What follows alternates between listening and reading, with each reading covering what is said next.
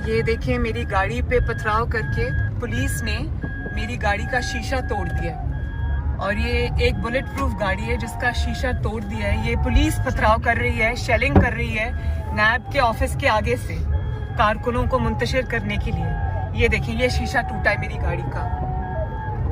ये देखिए भाई, अगर आप इतना डरते हैं मुस्लिम लीग नून से, आप इतना डरते हैं नवाज शरीफ से, आप इतना डरते हैं मरियम नवाज से, तो फिर आप मरियम नवाज को बुलाते क्यों हैं? जब इतना खौफ है तो बुलाते क्यों हो? और अगर बुलाते हो तो हौसला रखो, जिगर रखो। बिस्मिल्लाहिर्रहमानिर्रहीम, अस्सलाम वालेकुम। आज जिस रियासती हुकूमती खौफ का, जबर का, दहशत गर्दी का मैं मुजाहरा करके आ रही हूँ, वो मेरे लिए या मुस्लिम लीग नून के लिए नहीं, वो इस जाली और सेलेक्टेड हुकूमत के लिए लम्हा फ़िक्रिया है। आज जिस तरह पुरअमन और निहत्ते कारकुनों के ऊपर जिस तरह पत्थर बरसाए गए, स्प्रे किया गया और जिस तरह उनके ऊपर आंसू गैस फेंकी गई, जिससे हमारे मुतअद्दिद कारकुन जो हैं वो ज़ख्मी हुए, उनके सर फटे, उनको चोटें आई हैं, मैं इसकी भरपूर मज़म्मत करती हूँ। और साथ ही साथ मैं मुस्लिम लीग नून के कारकुनों को, मुस्लिम लीग नून के उन सपोर्टर्स को जो मेरे साथ इजहार यकजहती करने, मुस्लिम लीग नून की मोहब्बत में, मियाँ नवाज शरीफ की मोहब्बत में जो आज उस जबर का सामना करते हुए वहाँ खड़े रहे, मैं उनको मीडिया की वसातत से सलाम पेश करती हूँ। और आज मैंने पहली दफ़ा ये मुजाहरा देखा है कि एक तरफ से पत्थर आ रहे हैं, आपको एक नैब गर्दी का सामना है, आपके ऊपर आंसू गैस और वो पानी से वो हो रही है, लेकिन कारकुन खड़ा रहा, कारकुन हिला नहीं। तो मैं खराज तहसीन भी पेश करती हूँ, सलाम भी पेश करती हूँ। और जो लोग ज़ख्मी हुए हैं उनके लिए मैं दुआ गो हूँ कि अल्लाह ताला उनको जल्दी सेहत याब करे। और राना साहब अभी फरमा रहे थे कि जिन कारकुनों को अरेस्ट किया है उनको इंशाअल्लाह ताला उनकी जो लीगल मुआवनत है वो भी पार्टी करेगी और उनकी खबरगिरी भी करेगी। इसके साथ साथ मैं अपने जो सिक्योरिटी गार्ड्स हैं उनका भी शुक्रिया अदा करना चाहती हूँ। अनसंग हीरोज़ होते हैं, उनका शुक्रिया अदा करना यहाँ बहुत ज़रूरी है कि जब मेरी गाड़ी नैब के नज़दीक पहुँची तो मुझे नहीं पता था कि उस साइड पे आवाम का एक समंदर है। मैं नहीं जानती थी क्योंकि मुझे गाड़ी में से नज़र नहीं आ रहा था। तो अचानक आंसू गैस और वो शेलिंग शुरू हो गई और उससे मेरी गाड़ी के इर्द गिर्द जो लोग थे वो ज़रा दूर दूर हट गए। मेरी गाड़ी बिल्कुल अकेली खड़ी थी, तन्हा खड़ी थी। इसी असना में सामने से, नैब के दफ्तर के सामने से, बिल्कुल सामने से, जहाँ पे बैरिकेड्स लगे हुए थे उसके पीछे से, सामने से नहीं उसके पीछे से, बैरिकेड्स के पीछे से मेरी गाड़ी के ऊपर पथराव हुआ। और इतने बड़े बड़े पत्थर मैंने खुद देखे। मेरी गाड़ी बुलेट प्रूफ गाड़ी थी, उसके बावजूद उसकी जो विंड स्क्रीन है वो बिल्कुल टूट गई है। उसके अंदर बहुत बड़ा एक सिरे से दूसरे सिरे तक क्रैक आ गया है। और इसके अलावा भी उसकी छत पे पता नहीं कहाँ से वो पत्थर आए। मेरे सिक्योरिटी गार्ड्स फिर भी बिल्कुल, उनके पास कोई शील्ड नहीं थी, कोई प्रोटेक्शन नहीं थी, वो मेरी गाड़ी के आगे खड़े रहे। तो मैं उनको भी खराज तहसीन पेश करना चाहती हूँ, उनका शुक्रिया अदा करना चाहती हूँ। और मेरे पे नैब ने अगर मुझे बुला ही लिया था, अगर एक मुज़िका खेज़ इल्ज़ाम तो लगाया नहीं, ये मेरे पास उनकी प्रेस रिलीज़ पड़ी है, इनकी जो कॉल अप नोटिस है ये पड़ा है, ये मुझे परसों मौसूल हुआ है, परसों। और मीडिया के ज़रिए बड़े चालाकी के साथ बग़ैर ब्लैक एंड वाइट में कोई चीज़ लाए हुए मीडिया को इन्फॉर्मेशन रिलीज़ की और ये इशारतन ये कहने की कोशिश की गई, जो रंग उसको मीडिया पे दिया गया नैब की तरफ से, अनऑफिशियली कि शायद कोई ज़मीन है जो मैंने सस्ते दामों ख़रीदी है और उसमें कोई शायद मैंने किसी की ज़मीन पे कब्ज़ा किया है। तो ये है नैब का कॉल अप नोटिस, इसकी आप ज़रा स्क्रीनशॉट ले लें। इसमें मेरे पे एक इल्ज़ाम भी नहीं लगाया।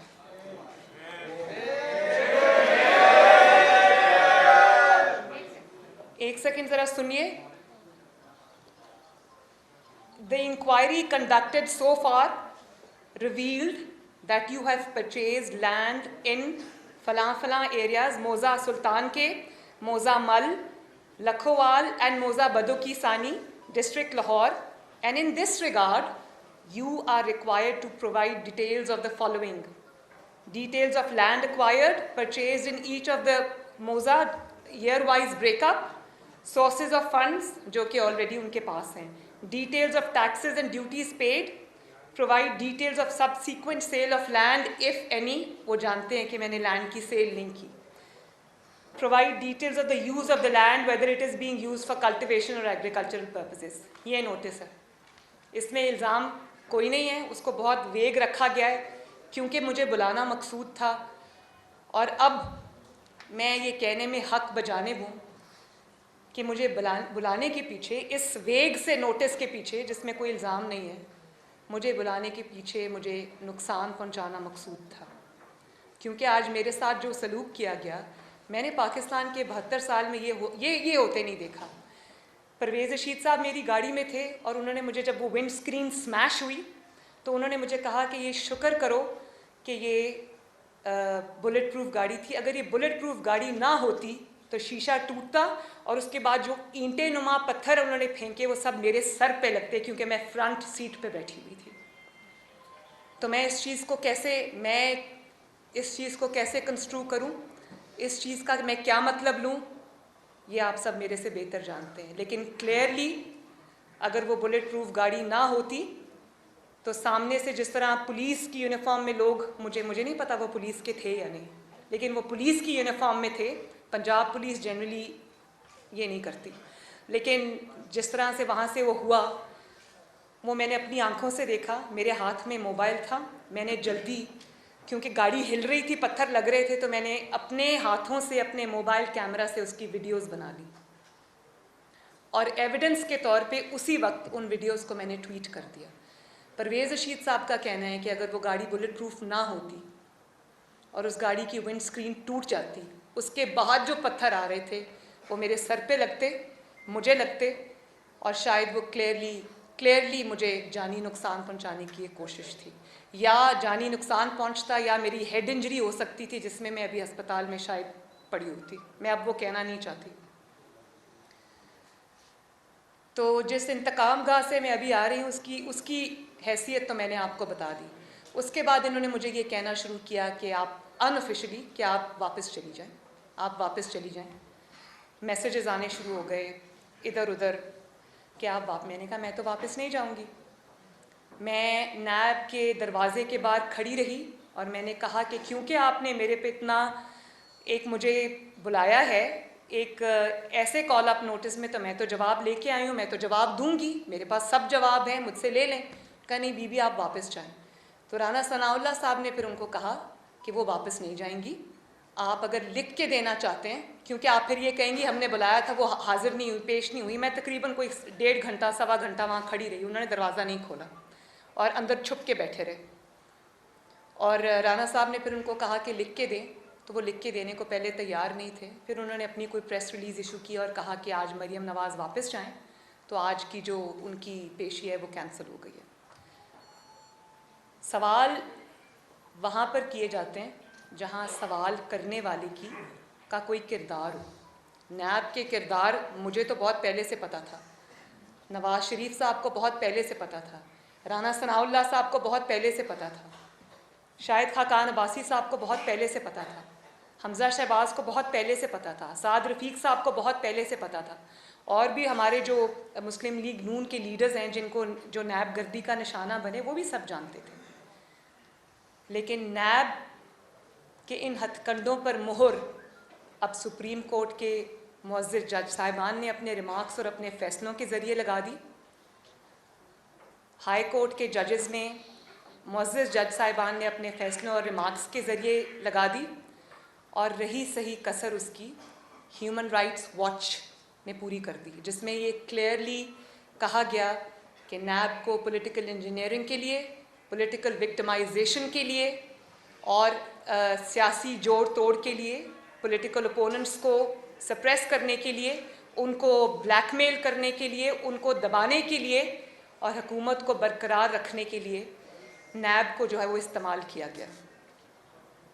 तो इस हैसियत का इसमें तो मेरा ख्याल है कि ऐसी नैब के सामने पेश ना होना शायद कानून की ज़्यादा पासदारी होगी, क्योंकि नैब तो अब इन रिमार्क्स के बाद, इन फैसलों के बाद और इस दहशतगर्दी के बाद, इस इंतकाम की सियासत के बाद, इंतकामी हरबों के बाद, कार्रवाइयों के बाद, नैब तो अब एक खुद मतलूब इदारा है।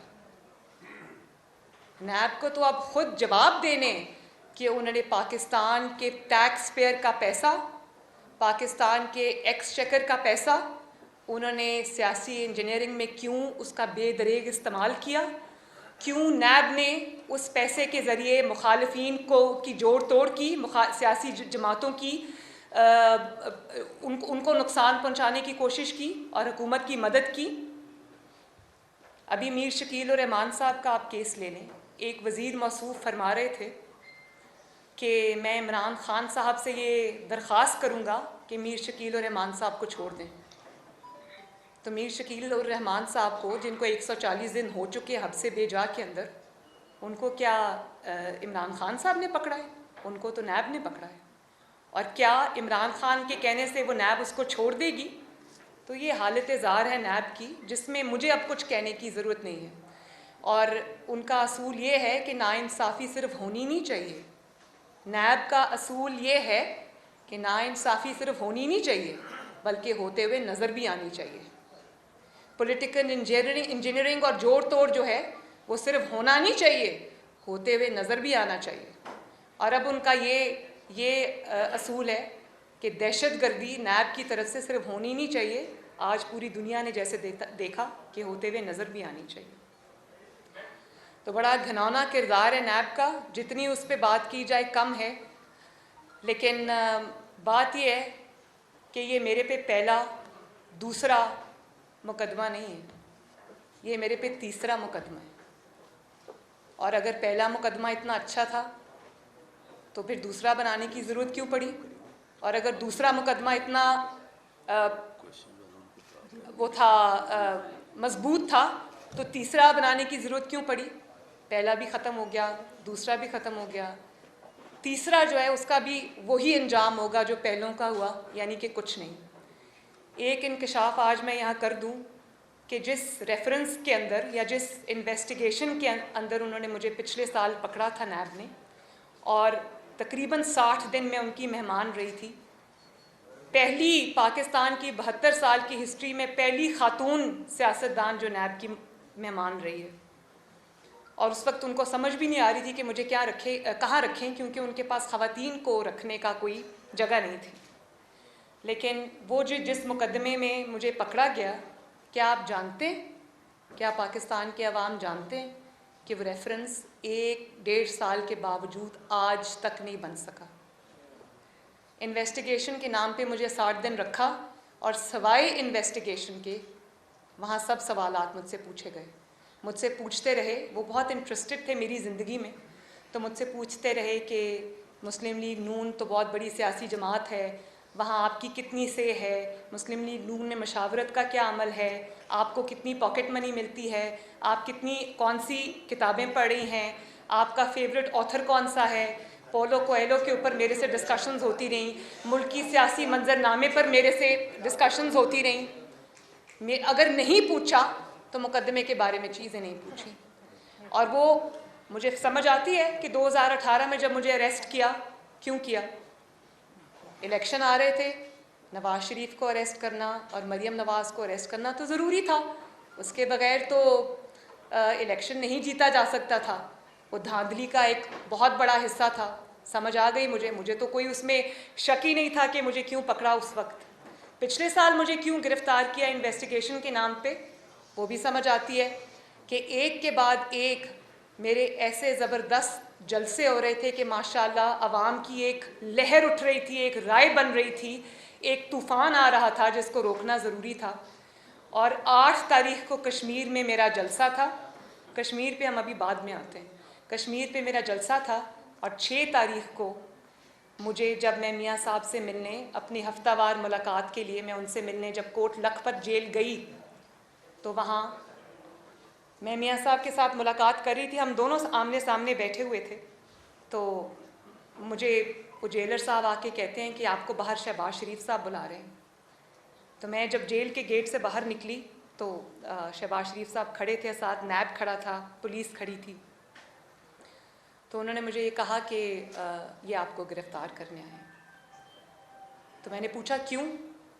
बस मैडम ये इस तरह से मुझे उन्होंने मैंने कहा अच्छा मैं आती हूँ, मैं अंदर मियाँ साहब से मुलाकात में हूँ।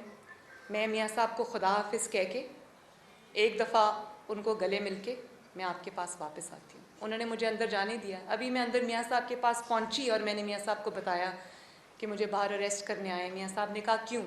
मैंने कहा मैं नहीं जानती।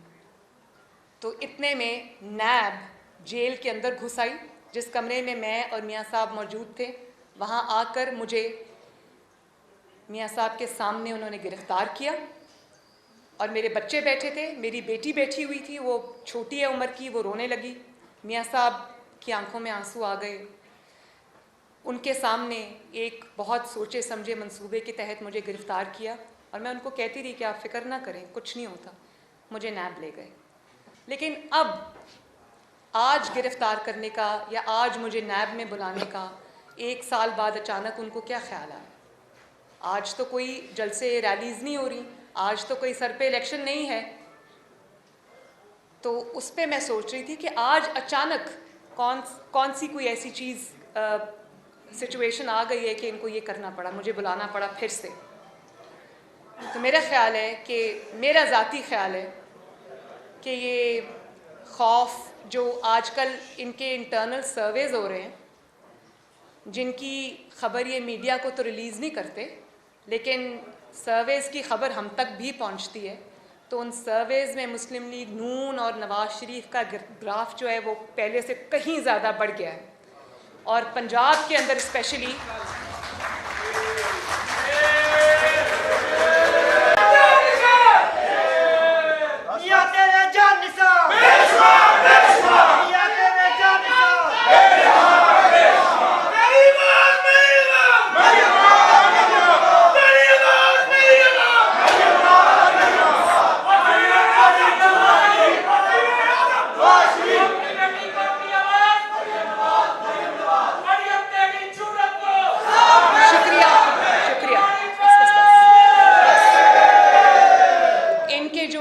सर्वेज़ हुए हैं, ये उससे बहुत बुरी तरह घबरा गए हैं, पैनिक कर गए हैं।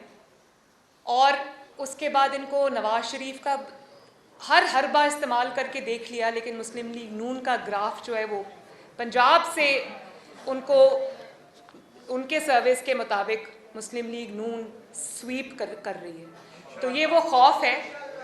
और आज मैं आपको एक और बात बताऊं कि इमरान खान साहब को बहुत शौक़ था इक़्तिदार में आने का, लेकिन आज इतनी नाकामियों और पे दर पे नाकामियों के बाद वो सिर्फ इसलिए इक़्तिदार से चिपके हुए हैं कि पहले उनको आने का शौक़ था, अब जाने का खौफ है।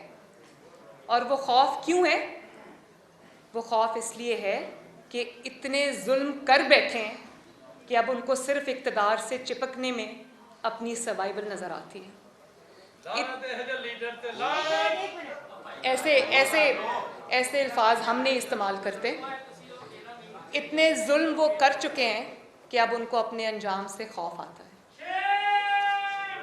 तो इसलिए ये जो अब एक आप देख रहे हैं कि उसको बुला रहे हैं, उसको बुला रहे हैं, तो ये इसी सिलसिले की एक कड़ी है। पनामा भी ख़त्म हो गया, इकामा भी ख़त्म हो गया, बाकी चीज़ें भी ख़त्म हो गई। तो मुस्लिम लीग नून ने तो बहुत सह लिया, बहुत बर्दाश्त कर लिया। आपको तो अपनी फ़िक्र करनी चाहिए। आपका क्या होगा जब आपको जो 6 महीने की मोहलत मिली है, जब वो ख़त्म हो जाएगी? तो आप तो ख़ुद अपनी ज़बान से इस बात का इकरार कर चुके हैं कि आपको 6 महीने की मोहलत मिली है, वार्निंग मिली है। और जो हुकूमत अब मोहलतों पे चल रही हो वो अब खौफ नहीं खाएगी तो क्या होगा? आपको तो क्लियरली ये कहा गया है, आपकी ज़बान से हमने सुना, आपने ये कहा कि 6 महीने मिले हमें और 6 महीने के बाद वो मामलात कहीं और चले जाएंगे। कहाँ चले जाएंगे ये मैं नहीं जानती, लेकिन उनको पता है कि क्या होगा। तो ये खौफ की जो अचानक ये पैनिक की एक लहर उठी है उसकी ये वजह है। और आपने फरमाया कि अब मैंने कश्तियाँ जला दी हैं, तो कश्तियाँ जलाने का और कोई मतलब नहीं है। कश्तियाँ जलाने का मकसद ये है कि मैंने इतने जुल्म कर लिए हैं, इतनी ज़्यादतियाँ कर ली हैं कि अब मेरे पास कोई दूसरा रास्ता नहीं बचा। और एक बात मैं आपको बता दूं, जेल से डराने की, एक सेकंड देखें, डिस्ट्रप्शन होती है, मेरा फ्लो टूट जाता है। इनको पीछे कर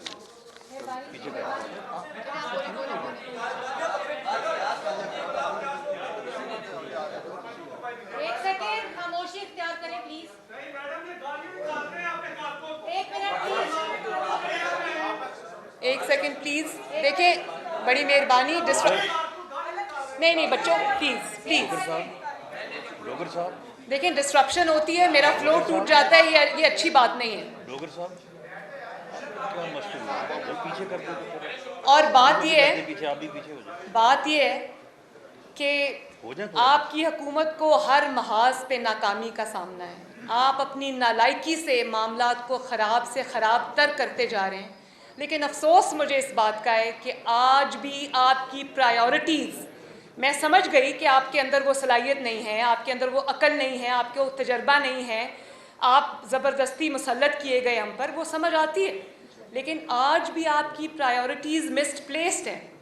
आज भी आपकी जो प्रायोरिटीज़ की लिस्ट है उस पर ऊपर भी नवाज शरीफ है, नंबर 2 पे भी नवाज शरीफ है, नंबर 3 पे भी नवाज शरीफ है और आखिर में भी नवाज शरीफ है और मुस्लिम लीग नून है।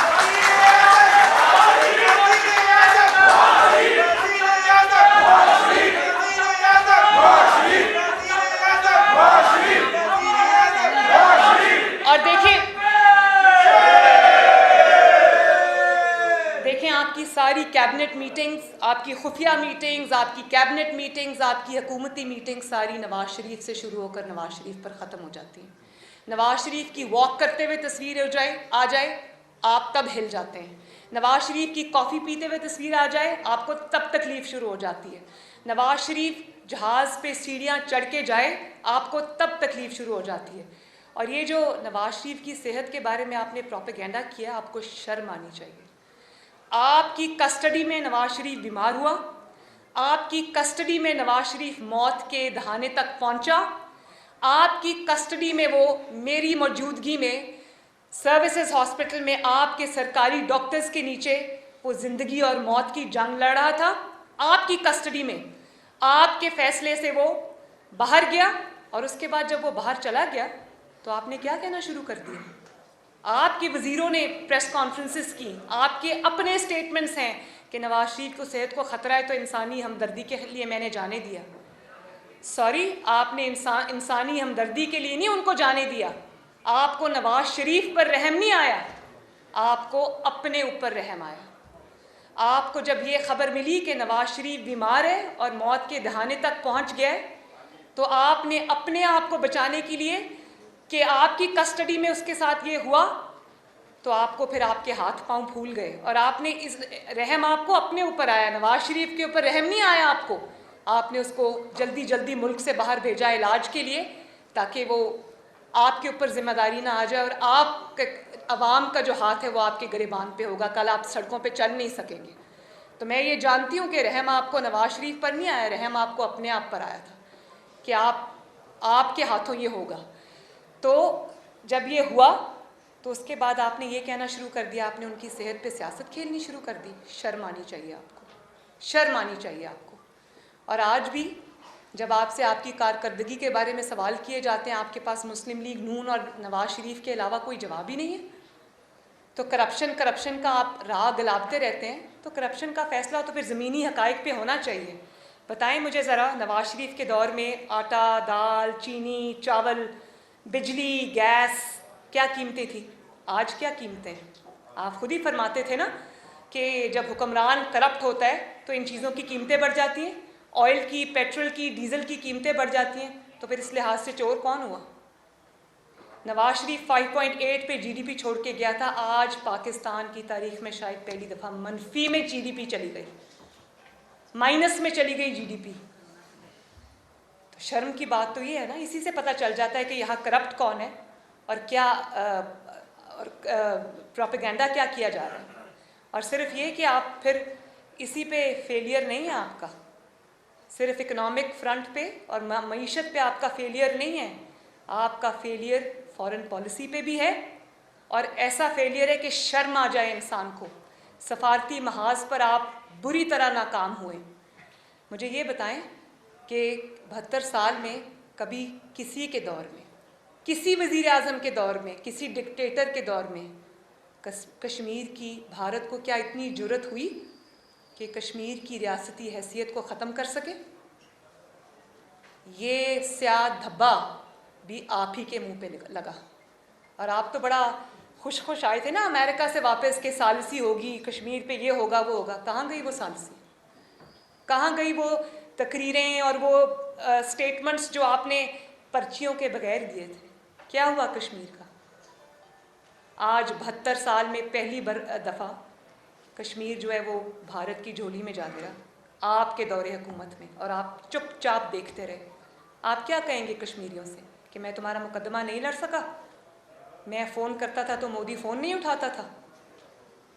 ये वही मोदी साहब है ना, प्राइम मिनिस्टर मोदी, जो मियाँ साहब जब प्राइम मिनिस्टर थे तो पाकिस्तान आए थे, वो आपका फ़ोन सुनना भी गवारा नहीं करता। ये होता है फ़र्क एक इलेक्टेड प्राइम मिनिस्टर में, एक तजर्बाकार प्राइम मिनिस्टर में, एक ऐसे प्राइम मिनिस्टर में जो हर चीज़ को समझता है, जानता है, अपने मुल्क का इंटरेस्ट वॉच करता है, और एक मुसल्लत शुदा वज़ीर आज़म में। तो इसके लिए अब आपने कहा कि अब खिफ़त मिटाने के लिए मीडिया को आपने कंट्रोल कर लिया, मीडिया पे आपने वो बात उठने नहीं दी, और अपनी खिफ़त मिटाने के लिए, अपनी शर्मिंदगी मिटाने के लिए आप कश्मीर के नक्शे पे लकीरें खींचने से आपको कश्मीर नहीं मिल जाएगा, या 2 मिनट की खामोशी इख्तियार करने से आपको कश्मीर नहीं मिल जाएगा, या एक शाहराह का नाम बदल देने से आपको कश्मीर नहीं मिल जाएगा। ये तो बड़ा आसान काम है भाई। मियाँ नवाज शरीफ पर जब ये वक्त आया, जब उन्होंने एटमी धमाकों का फ़ैसला करना था, तो मियाँ साहब के लिए तो बड़ा आसान था, 6 एटमी धमाकों के बदले 12 मिनट की खामोशी इख्तियार कर लेते, तो पाकिस्तान कभी एटमी ताकत ना बनता। बनी गाला का नाम तब्दील करके उसको चागी उसका नाम रख लेते।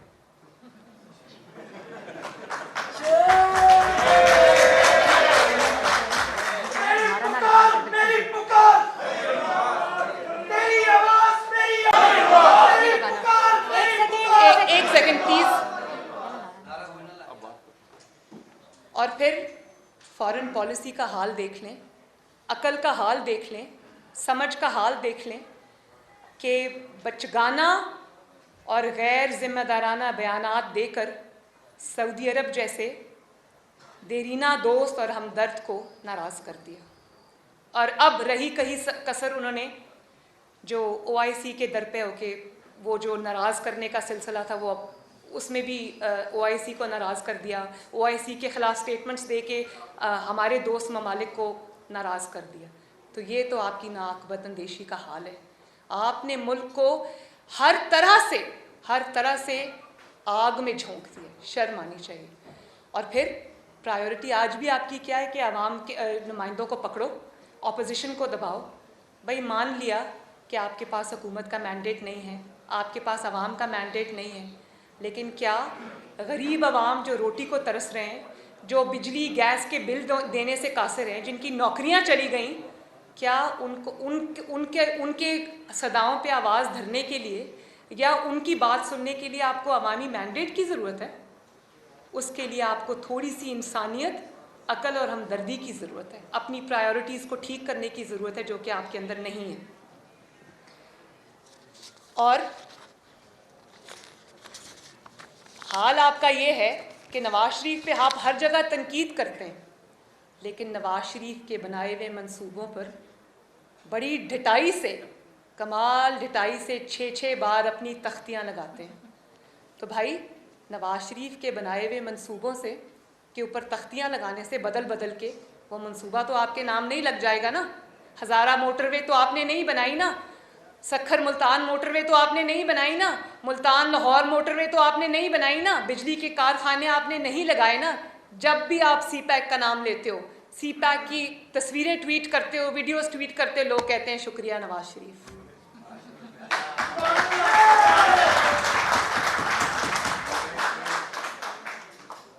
शुक्रिया नवाज शरीफ की सदाएं आती हैं। आपको हर जगह नवाज शरीफ इसलिए नज़र आता है क्योंकि हर जगह नवाज शरीफ है और रहेगा इंशाअल्लाह।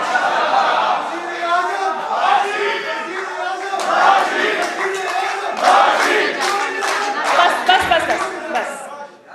और आपकी हुकूमत जो पहले ही बैसाखियों पे खड़ी है, 6 महीने की मोहलत पे चल रही है, आपके लोग तो अपने हलकों में जाने के काबिल नहीं, आपके MNAs MPAs अपने हलकों में जाने के काबिल नहीं, आप अपने अवाम में निकलने के काबिल नहीं, बल्कि जिन चंद अफराद ने आपको वोट दिया भी था वो भी आज अपने महलों में मुंह छुपाते फिर रहे हैं। कुछ मुंह छुपा रहे और कुछ कानों को हाथ लगा रहे कि आइंदा इस किस्म के धोखे में नहीं आना। तो आपका अपना ये हाल है। तो इंशाअल्लाह ताला वो वक्त दूर नहीं है जब हम सब मिल के नवाज शरीफ की क़यादत में इंशाअल्लाह ताला इस नालायकी से बहुत जल्द लोगों को आज़ादी देंगे इंशाअल्लाह।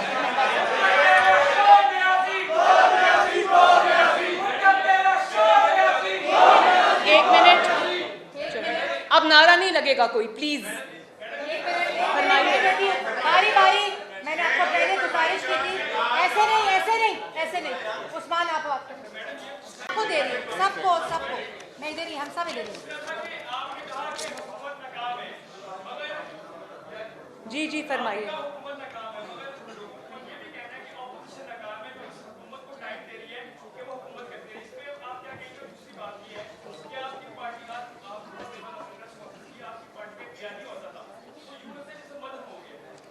बयानिया मदम हो गया? मैंने तो सुना था 2 बयानी है हमारी पार्टी के, आप तो कह रहे हैं मदम हो गया। बात यह है कि पार्टी मेरे साथ बैठी है, मेरे सीनियर्स मेरे साथ बैठे हैं, पार्टी का एक ही बयानी है, जो नवाज शरीफ का बयानी है और जो वोट को इज्जत दो का बयानी है। अगर आज वोट को इज्जत मिल जाती तो पाकिस्तान के साथ ये सलूक ना होता, पाकिस्तान की दुनिया में जग हसाई ना होती। तो नवाज शरीफ का जो बयानिया था और है, उसको वक्त ने साबित किया है कि वो बिल्कुल ठीक था। और वो नवाज शरीफ का बयानिया नहीं है, वो हमारे आइन का बयानिया है, हमारे दस्तूर का बयानिया है। अगर नवाज शरीफ ने उससे हट के कोई बात की है तो फिर किसी में अगर कोई चैलेंज कर सकता है तो करे। हम नवाज शरीफ, मरियम नवाज शरीफ, शाहिद खाकान अब्बासी, राना सनाउल्लाह साहब, जितने लोग यहाँ खड़े हैं, जितने लोग यहाँ नहीं हैं, शहबाज शरीफ साहब हो या कोई भी हो, सब एक बात पे मुत्तफिक हैं, वो है नवाज शरीफ की लीडरशिप और वोट को इज्जत दो।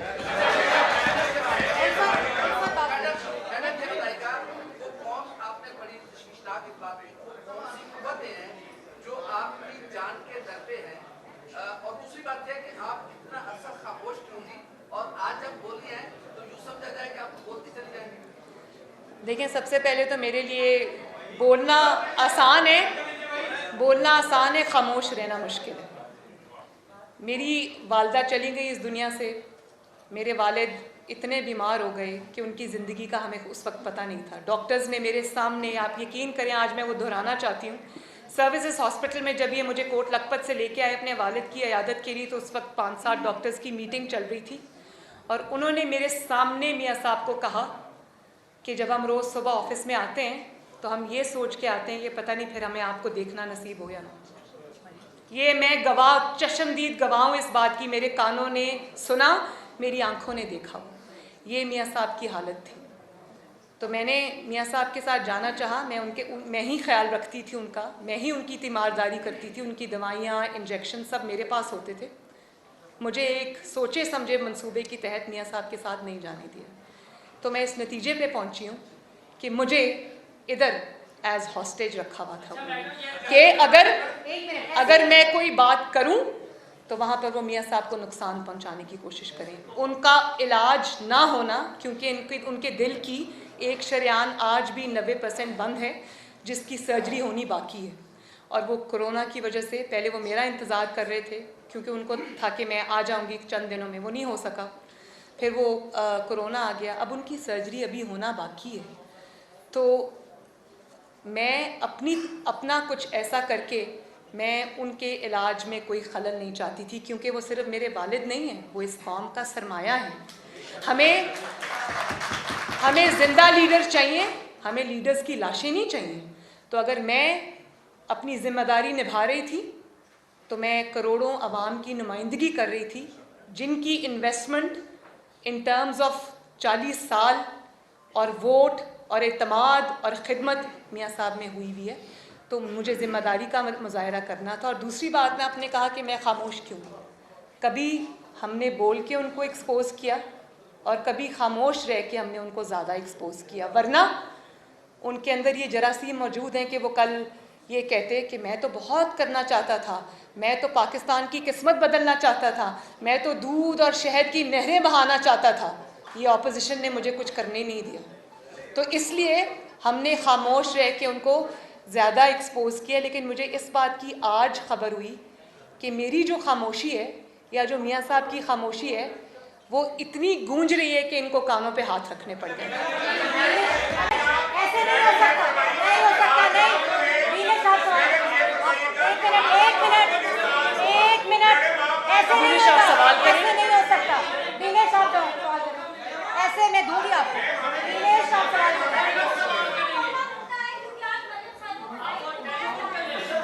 एक सेकंड, दे रही हूं, सबको दे रही हूं।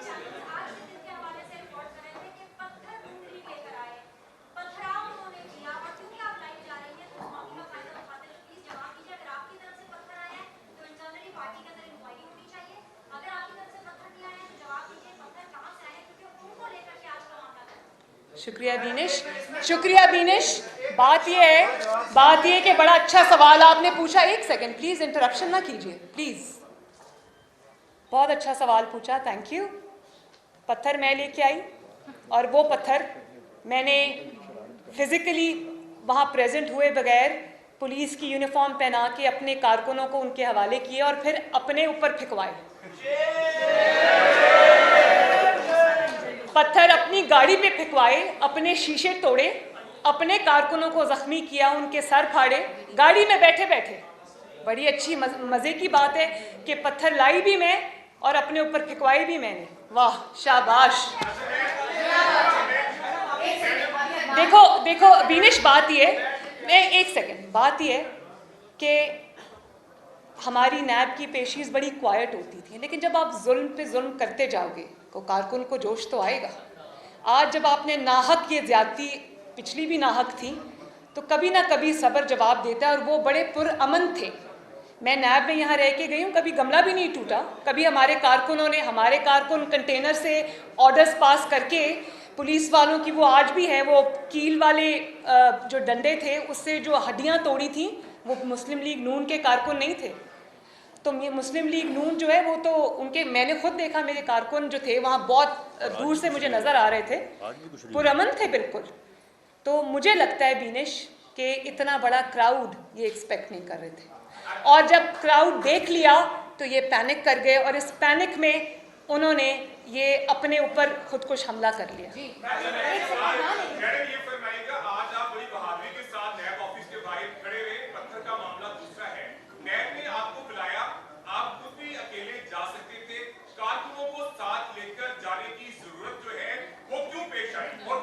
एक मिनट, पहले इसका जवाब सुन ले, पहले इसका जवाब सुन ले। मैं अकेली ही आई थी, कारकुन वहाँ मेरा इंतज़ार कर रहे थे हज़ारों की तादाद में। मुझे नहीं पता था, आप यकीन करें, मुझे अभी भी नहीं पता कि कारकुन कितने थे और कितनी तादाद में थे।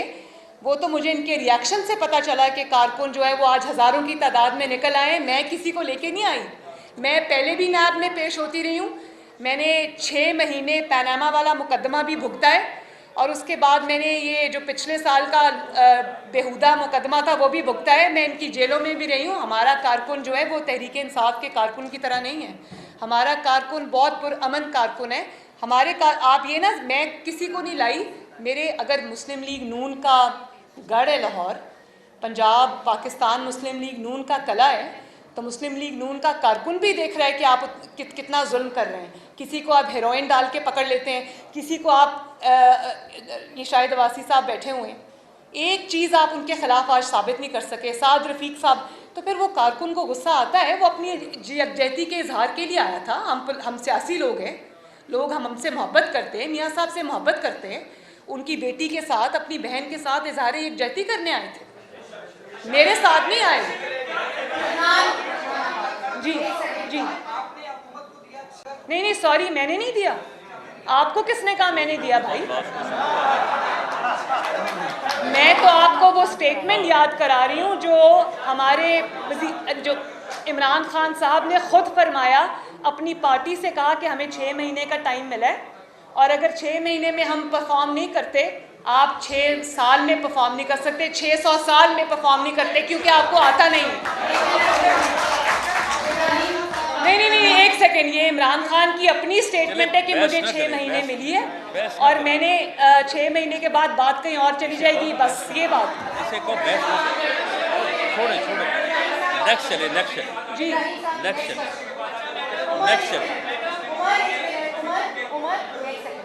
इब्राहिम साहब बात करें। करने दो।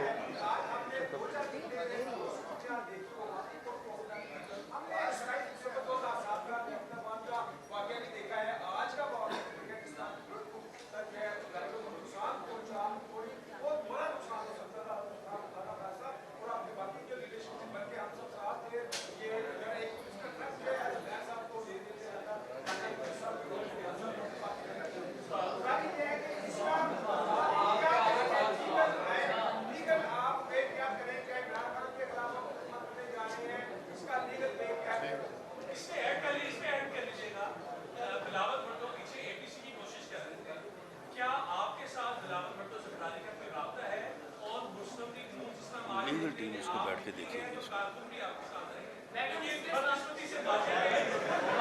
देखिए, जहाँ तक एपीसी का ताल्लुक है, वहाँ पर मियाँ साहब की क्लियर इंस्ट्रक्शंस हैं पार्टी को भी कि एपीसी के फोरम को भरपूर तरीके से इस्तेमाल किया जाए। मौलाना फजलुर रहमान साहब की सरबराही के अंदर और उनकी सुपरविजन में, और उनको जो है वो पूरी तरह उनसे ताउन किया जाए, और जो फैसले भी हों वो अपोजिशन को यूनाइटेड करके एपीसी के फोरम से होने चाहिए। ये मुझे पता है कि मियाँ साहब की क्लियर इंस्ट्रक्शंस हैं इस पर।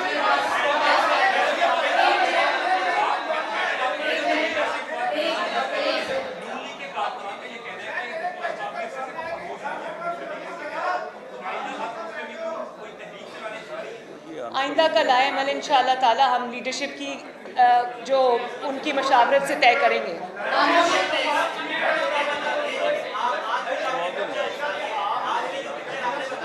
अब लास्ट ले लो।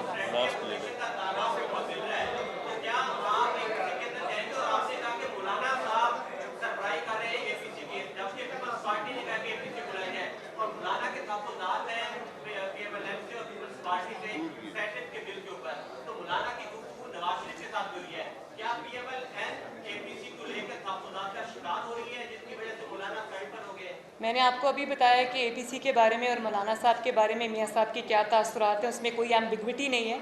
और अगर मौलाना साहब के कोई तहफ़्फ़ुज़ात हैं तो उसको मुस्लिम लीग नून इंशाअल्लाह ताला दूर कर देगी, उसके लिए फ़िक्रमंद होने की ज़रूरत नहीं है।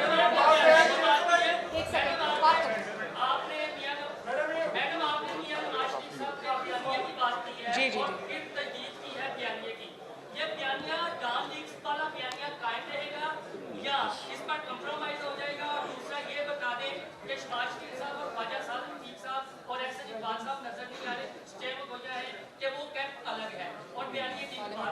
बड़ी मेहरबानी। पीएमएलएन का कोई कैंप अलग नहीं है। पीएमएलएन के अंदर डेमोक्रेटिक जमात है, हर तरह के माइंडसेट के लोग हैं, हर तरह के ख्याल के लोग हैं, हर तरह के ओपिनियन के लोग हैं, और आरात डिफरेंट हैं लोगों की। लेकिन खुशी की बात यह है कि जहाँ मियाँ नवाज शरीफ की क़यादत आ जाती वहाँ सब मुत्तहिद हैं। और मुस्लिम लीग नून का जो बयानिया है वो पहले दिन से जो था आज भी है, और उसी बयानिए की कीमत हम 4 साल से अदा कर रहे हैं, लेकिन बयानिए से नहीं हटे। बड़ी मेहरबानी। लास्ट कुरान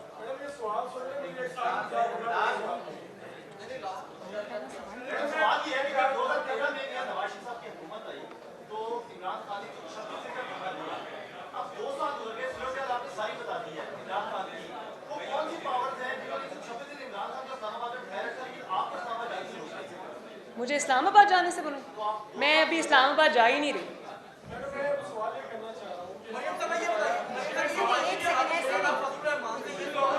मैंने बात कर दी उन पर।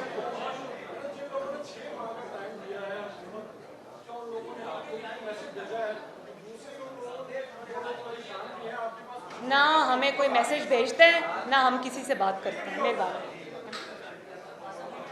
आप यहाँ पर बात करें। नहीं, बस एक सेकंड भाई। मौलाना फजल रहमान साहब की मौलाना साहब से सवाल किया गया है कि आप अभी मियां नवाज शरीफ की बयानिया के साथ हैं या नहीं है? हो गई बात यार, हो उन्होंने गई ये कहा कि अब हालात बदल चुके हैं, अब मियां नवाज शरीफ से ये पूछें कि वो मेरी पॉलिसी के साथ हैं या नहीं है। तो इससे क्या वो मौलाना साहब और मियाँ साहब आपस में खुद बात कर लेंगे। शुक्रिया जी।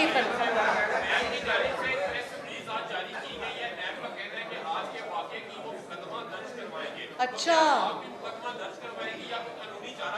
क्या बात है। इतनी मासूम नैब, इतनी आइन और कानून पे चलने वाली नैब, अगर उनकी अदालतों में जो दुर्गत बनी वो उसी को देख लें तो उनको आज कोई प्रेस रिलीज करने की ज़रूरत पेश नहीं आई।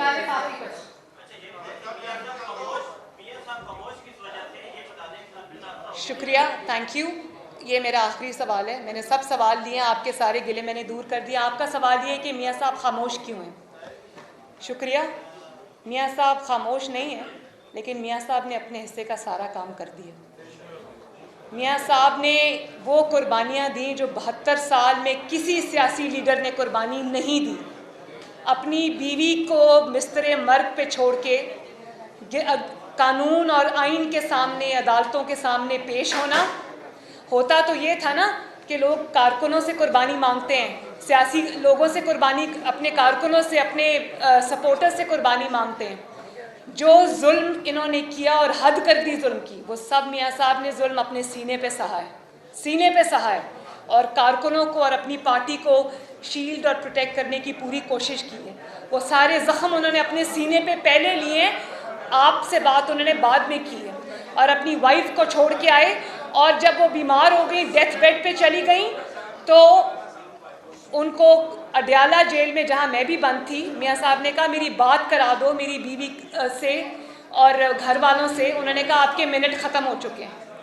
3 दफ़ा के प्राइम मिनिस्टर के साथ जब पाकिस्तान का कोई भी मंसूबा उठा के देख लें, उस पर नवाज शरीफ की मोहर लगी हुई है, उस पर मुस्लिम लीग नून की मोहर लगी हुई है। चाहे कोई मोटरवे हो, एटॉमिक एक्सप्लोजन्स हो, सड़कों का जाल हो, मोटरवे हो, बसेज हो, रैपिड बस हो, ऑरेंज ट्रेन हो, बिजली के मंसूबे हों, चाहे वो मुल्तान से सखर मोटरवे हो, हज़ारा मोटरवे हो, जो चीज़ आप उठा लें उस पर नवाज शरीफ का नाम लिखा है। तो इतनी खिदमात के बावजूद जब आप एक 3 दफ़ा के वज़ीर आज़म की तज़लील करेंगे, तज़हीक करेंगे और इस तरह का उसके साथ सलूक करेंगे, पैनामा करप्शन, और उसमें से आप क्या निकाल के लाते हैं, एक इकामा, और उसके बाद भी आपको तसल्ली नहीं होती तो अरशद मलिक जैसे जज को आप इस्तेमाल करते हैं, जो अब वो मुनसिफ खुद बोल उठा कि भाई मुझसे ज़्यादती हो गई, मुझे ब्लैकमेल करके नवाज शरीफ के ख़िलाफ़ फ़ैसला लिया गया। वो फ़ैसला ख़त्म हो जाता है, सॉरी वो जज को आप निकाल देते हैं, फ़ैसला आज भी वहीं का वहीं है। शाबाश है भाई। तो फिर आप पूछते हैं कि नवाज शरीफ खामोश क्यों है। तो नवाज शरीफ ने अपने हिस्से का सारा काम कर दिया।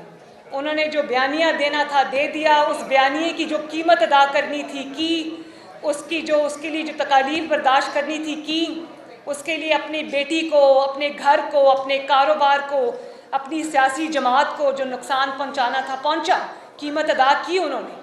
वो ये सब काम यहाँ से निपटा के गए। और इंशाअल्लाह ताला जैसे ही उनकी सेहत बेहतर होगी और वो वापस आएंगे और इंशाअल्लाह ताला अपने काम को जहाँ से छोड़ा था वहाँ से उठाएंगे।